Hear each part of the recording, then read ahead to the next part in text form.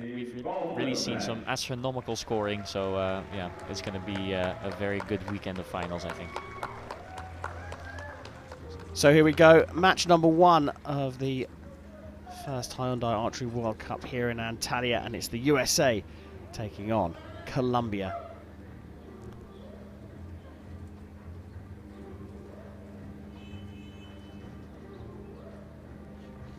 On targets number 1, representing the United States of America, Madison Cox, Cassidy Cox, and Daniel Luz. On targets number 2, representing Colombia, Juliana Gallego Lopez, Sarah Lopez, and Alejandro Schiano. And the line judge for this match is Carla Cabrera.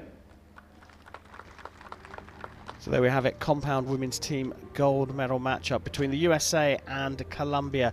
Madison Cox, Cassidy Cox and Danielle Lutz lining up for the USA.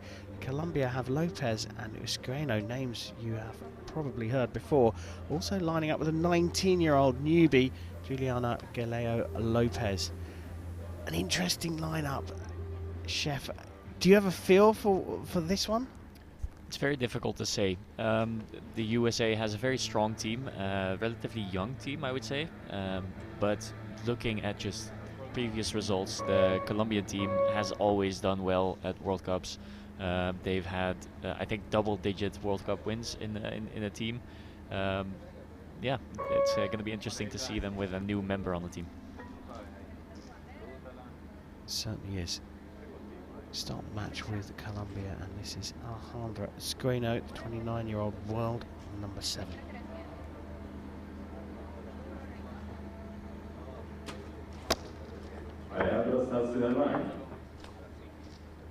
Not a bad start there with almost a 10. The first couple of arrows in the match are always going to be, you know, to see if they have any difference in between the practice field and the actual competition field. It seems like the conditions are slightly calmer than what we're used to seeing in Antalya, so the difference might not be as great, but yeah, it's always good to have those first couple of arrows in and see what your setup is doing. So we go through the first rotation from Colombia. They dropped just 1 point from the total of potential total of 30.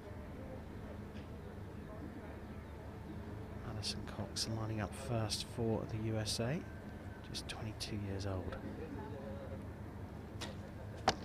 9.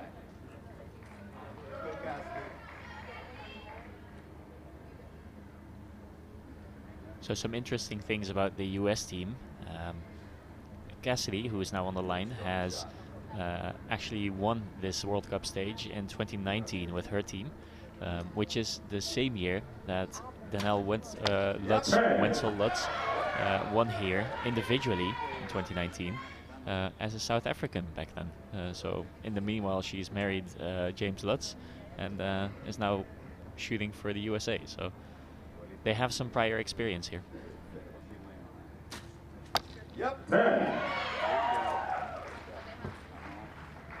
USA through the first rotation, matching Colombia.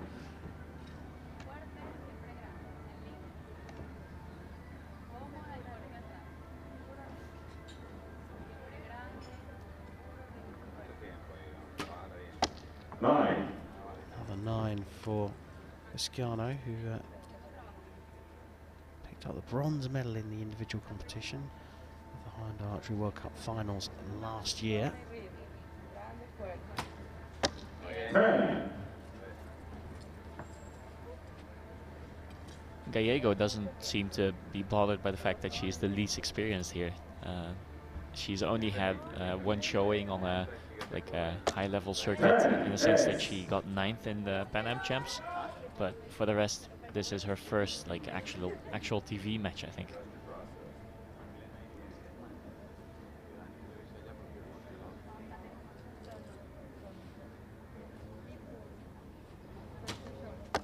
Nine.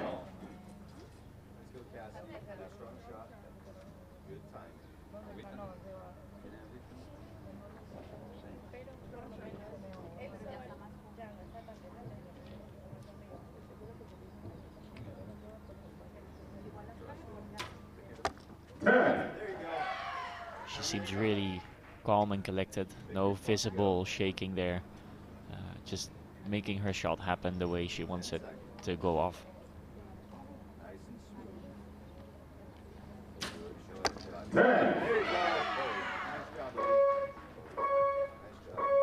So the USA and Colombia match each other, dropping just a single point in each rotation for 258s out of a potential 60. Interesting that Archer's shooting first and fourth. Esqueno for Colombia, and got this right. It's Daniel Lutz shooting first and fourth for the USA. Both the athletes dropping nines. Yeah. Also, you could just see a nice shot of Danelle. I think she has a bit more nerves than what I've seen before from her. Maybe shooting for a new nationality and you know, having that added pressure is getting to her a little bit, or she's just really excited to be here. I mean, but there's some shaking going on also when she is shooting. Well, perhaps the teams have dusted off those nerves. All square in this gold medal match between Colombia and the USA. 58 apiece as we move into end number 2.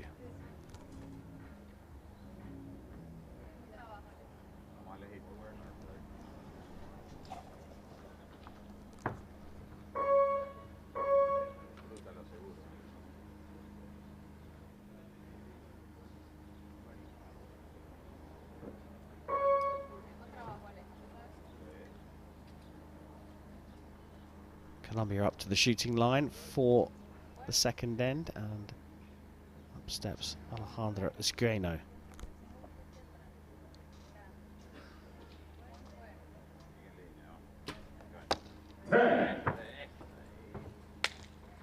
Getting that first 10 is always a relief. Now you know, like, okay, my sight's set, I'm ready to go, and a good high five to celebrate it. She's known for her high fives, Esqueno. As you said, Chef, Juliana Galeo Lopez showing no sign of nerves at all. Just 19 years old.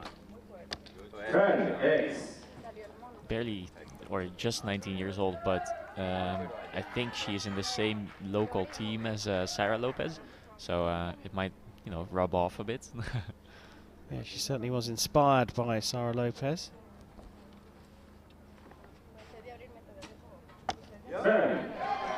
Lutz putting it in to the 10 as well, her first 10 of the competition. So they dialed in, both teams. Yeah, they're really starting to find the middle here, if they haven't already. I mean, 4 out of the 6 archers already cleaned the first end.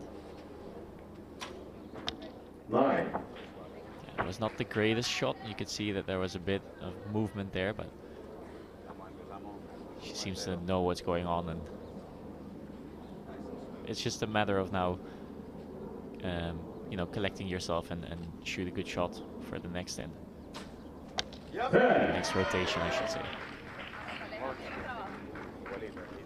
Yeah, cumulative score in compound archery. So 3 10s from Colombia, who are up on the shooting line now, and they will have the lead after this second end.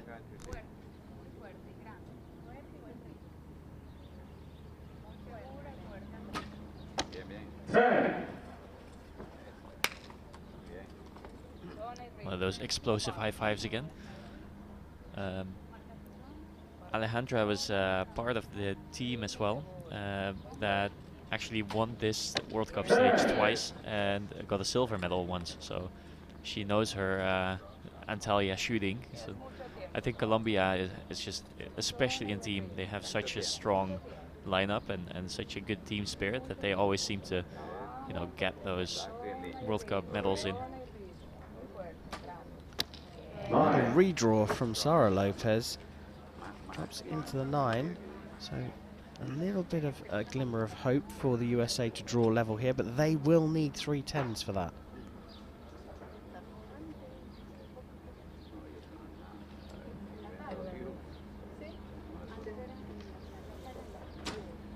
Yep. 10-8.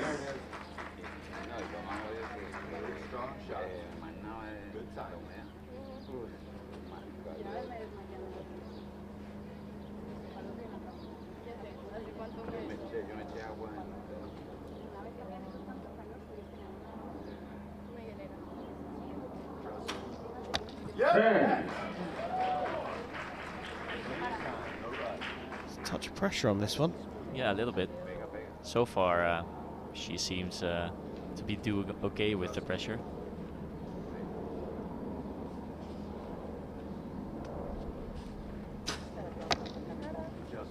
Oh, just out. So that's the first 9 that she shoots. But we've talked about this before, Kareem, but it's not necessarily a bad position to be in, to be trailing with 1 point. Since the trailing team will start the next end, and you can put some pressure on the other team by doing that. We talked about pressure though. There was a lot of pressure on that 6th arrow from the USA in the second end. Did you see anything telling in terms of the shot? Maybe not really, because she already has quite a tense shot, in the sense that she uses a lot of muscle tension to make the shots go in the middle, compared to somebody like Sarah Lopez or Cassidy Cox is a good example, where there's less muscle tension and more relaxation to get through the shot. So yeah, I didn't really see a major difference in her last shot compared to the rest, but it's so minor. I mean, they're shooting at 50 meters on an 8 centimeter target face, or 80 centimeters, so the 8 or the 10 ring is only 8 centimeters across. So the arrow being 1 centimeter out of the 10 means that she maybe moved 1 or 2 mil. So yeah, shooting line to the target's 50 meters, and yes, okay, these are mechanically aided bows. They have cams, as they call it, at the top and bottom that help with the drawback, reducing the weight at full draw. But it only takes, like, as you say, Chef, just a millimetre of difference to make a much bigger difference 50 metres down the range. So we go into end number 3. Colombia, the more experienced team, but they've got a newbie in their lineup, leading the USA, who is they've got a completely new lineup, and it's Daniel Lutz stepping up to the shooting line for the United States of America.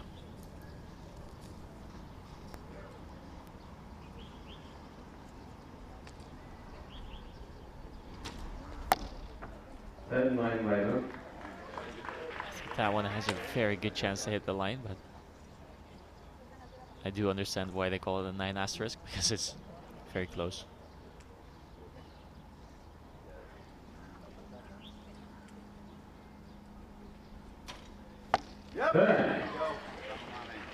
So now take a look at Madison and how much muscle tension she has. You can see in her bow hand, the fingers of her bow hand are quite tense.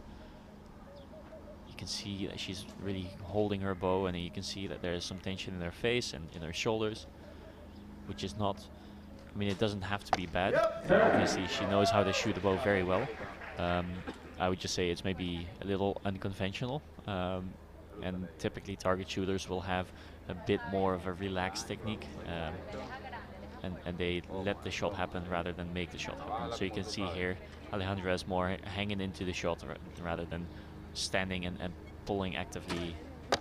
Her fingers are more relaxed, so yeah, it's just a bit of a difference in technique there.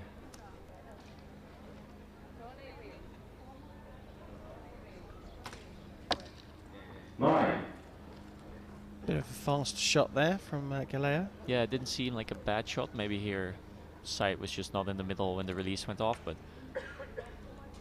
what I find more important in this case is she was okay with the shot going into the 9 because she knew it was going to go there, it seemed, or she was just very accepting of the fact that it didn't go into the 10, and that will, I feel like that's a good mental approach.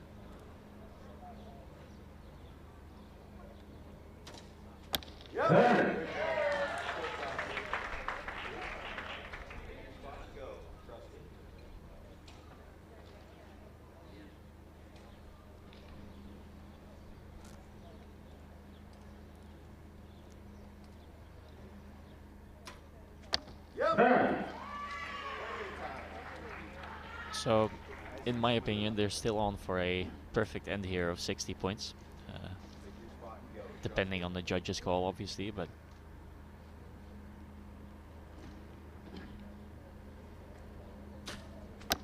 So this is what I meant with putting some pressure on the Colombian team. So now they know that they have to shoot a perfect score as well in the second rotation to, you know, even keep up with the US team.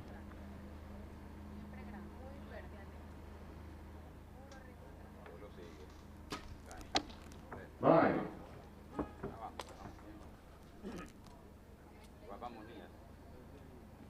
It's all about this first arrow from the USA, currently marked with a 9 with a star next to it, meaning that it will be measured by the target judge. And that was a beautiful shot by Gallego.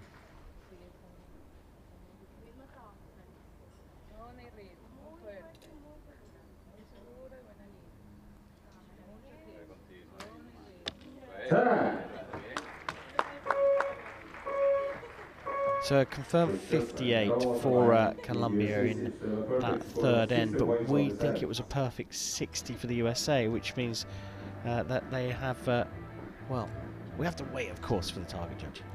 We do have to wait, but I mean, is it risky to say? It's interesting, isn't it? Because I mean, it's that first arrow at the top there that we're looking at. Because the television cameras 50 meters down the range from us they can be a bit deceptive. Yeah, they can be, but it seems like it just hits the line. The Colombian coach is taking a second look, but I'm sure that they have a better vantage point than what we do here on the screens.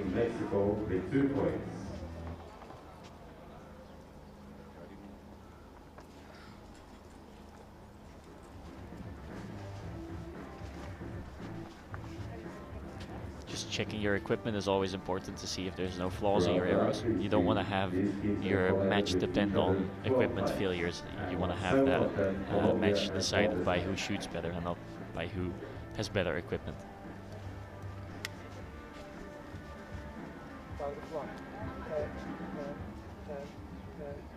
Colombia staying relaxed.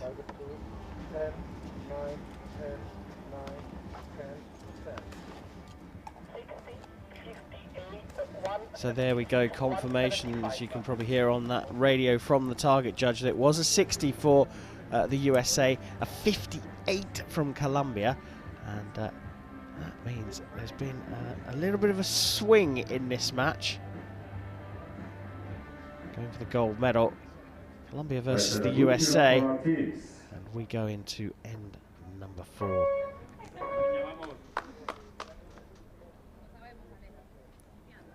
And like before mentioned, I think for Colombia this is not necessarily a very bad place to be in because they're only trailing by 1 point. They get to shoot first, so they can put some pressure on the US team. The US team has to close this match, which is also like it's a more stressful position to be in for some. So I think this match isn't over just yet.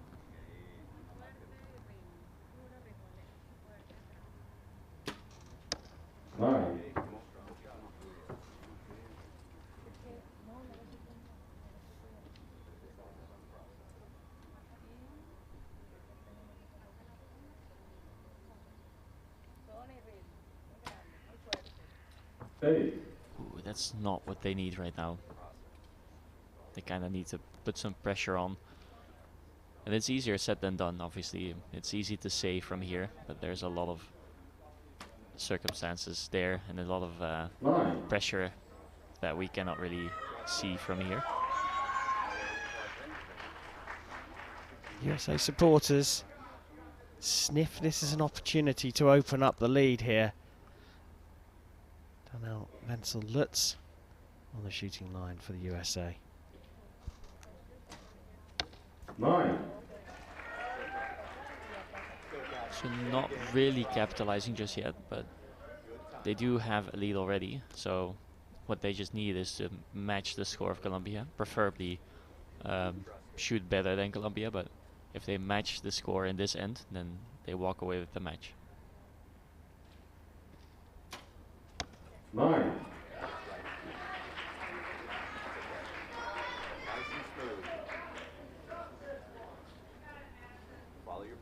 So this is what I was talking about, right? So closing a match is always more stressful than just being in a match. So you could see at the beginning they were shooting 10s like there was no tomorrow, and now we haven't seen a single 10 yet in this whole end by any of the teams.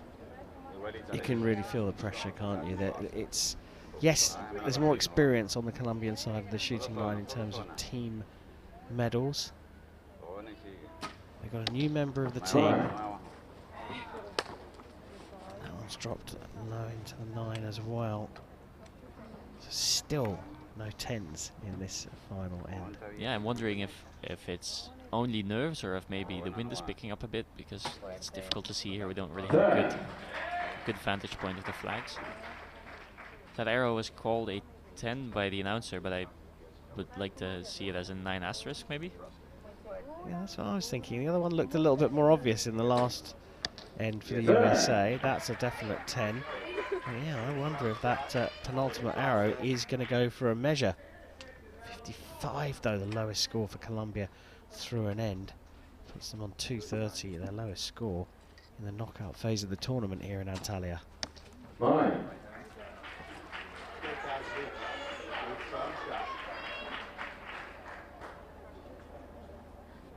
There's a little bit of room here for the USA. Oh, you could see that her arrow dropped off her vest and she needed to put it back on, but I'm sure she's done it before. Let's go. Plenty of time, nice and smooth. Trust your shot. Takes a bit of pressure off. So all she needs to do now is to put it in the gold and potentially even put it within the 8 ring, but a gold would be a safe bet. Now, that is an important arrow. So we are looking really here at the 5th arrow from Colombia, and from Juliana Galeo there. Shot the penultimate arrow. It's been marked provisionally as a 10, or not even marked as a measure, but you thought that one went high and wide. Yeah, I think there might be, if they have a closer look, there might be some yellow between the arrow and the 10 ring, but I'm sure they're going to take a good close look at it now. So it's that arrow at the top there. If it's marked as a 10, remains as a 10, then we have a tied match. If it gets marked down, the USA have won. Well, I didn't see any magnifying glasses. Our gold medalist is United States of America. Well, it looks like there has been a markdown for that 10 arrow, I think, and it looks like the USA have taken this by a single point. A very nervy but very entertaining start to our live coverage this season.